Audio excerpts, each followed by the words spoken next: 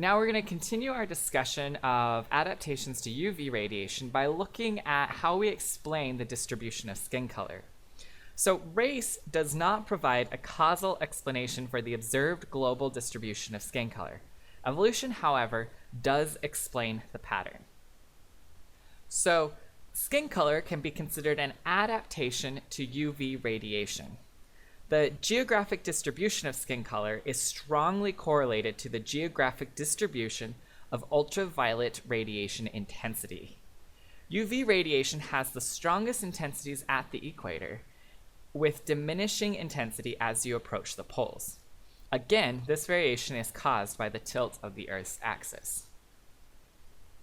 Now, within a given native population, the distribution of skin color tends to follow a bell-shaped curve, some being lighter or darker than others, but most falling toward the middle of the two extremes.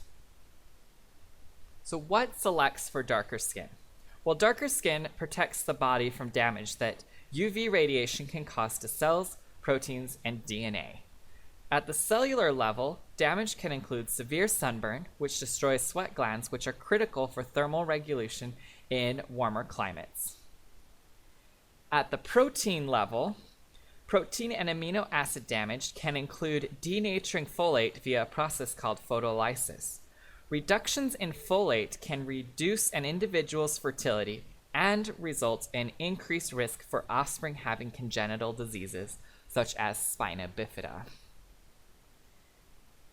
Now, at the level of the DNA damage can include alterations to genes that control cellular growth, which results in cancerous cell growth and possible death.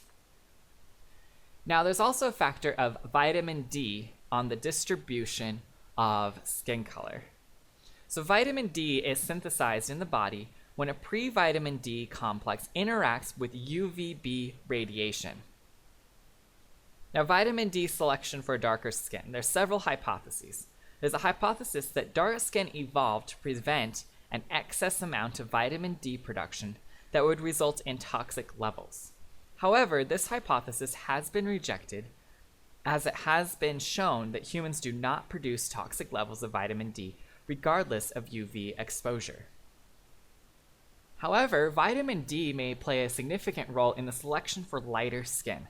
So UV radiation reduction does not explain why lighter skin appears at higher latitudes. So essentially, the reduction of UV radiation removes the selective pressure for darker skin, but it does not establish a new pressure for lighter skin. All right, so selection for lighter skin may be the result of selective pressure caused by vitamin D deficiency. So darker skin at higher latitudes becomes disadvantageous. The environment has a reduced amount of UV radiation, and the darker skin color prevents UV radiation from entering the body. The net result is a deficient amount of UV radiation exposure needed for the production of vitamin D. So deficiency in vitamin D could result in a selective pressure for lighter skin. Now, there are some alternative hypotheses for lighter skin. One is cold injury, and this is an ongoing debate on whether heavily pigmented skin may be more susceptible to injury in colder climates. So an example is that heavily pigmented individuals may be more susceptible to frostbite. There are some physiological studies in guinea pigs that supports this correlation, but many anthropologists currently reject this hypothesis. Another alternative hypothesis for lighter skin selection is sexual selection. It's the assumption that males in any given sample population prefer lighter-skinned females. So near the equator, the natural selection for protection against UV radiation prevents the selection of light-skinned individuals.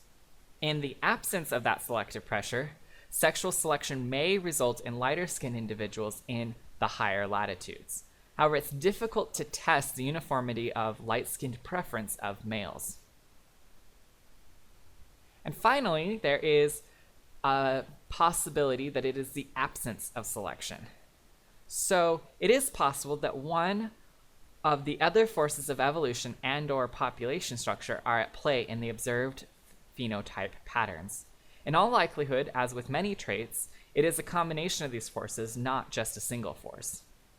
In this case, though, natural selection does explain a significant portion of the evolution of heavy pigmentation near the equators in response to UV radiation.